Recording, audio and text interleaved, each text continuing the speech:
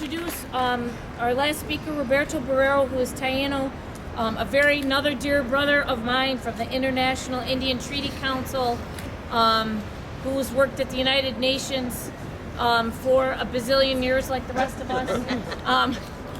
I want to say this, Mother Earth doesn't need another pipeline. She needs a lifeline.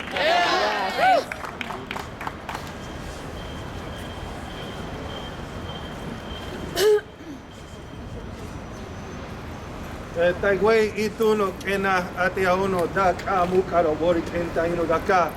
just wanted to say good morning, good afternoon, and greetings to all my brothers and sisters. It's a real honor to be here with all of you in solidarity with the water protectors at Standing Rock and in solidarity with indigenous peoples who are facing the onslaught of extractive industries, not only across the United States, but around the world.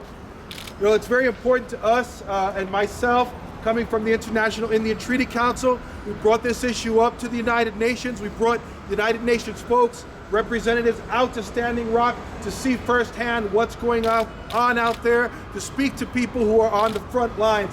That's what this is about. These are frontline communities. Indigenous peoples here in the United States and around the world continue to be on the front lines of climate change and continue to be on the front lines in the assault against the environment. That's why it's important to gather allies and all of this solidarity, and especially folks in the media. Now that the media has been targeted as an enemy of the state, this is what I've been hearing.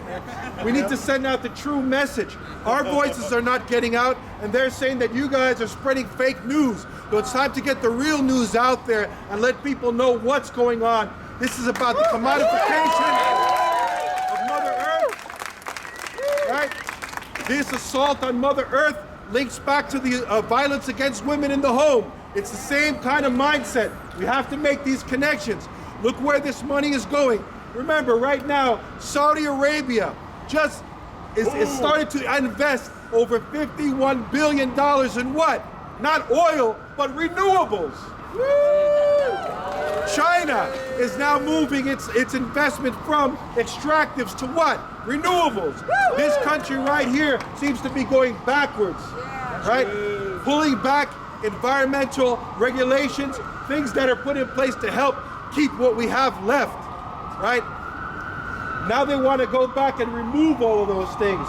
So while everybody else is going forward. So what we're saying as indigenous peoples, we're not here to go forward. We know what our history is. We want to move forward in a good way. We're here in solidarity. And we're calling on Mayor de Blasio to be on the right side of history. That's right. This is what it's about. This is about our present. I have my children here. There's other young people here. This is about our present and our future generations. That's what this is about. Yep. Divest from these banks who are supporting the pipeline, and all of you here can divest personally if you have any money in this. Don't fund rubber bullets. Don't fund tear gas, because that's what your money is doing if you have them in these banks. Thank you very much.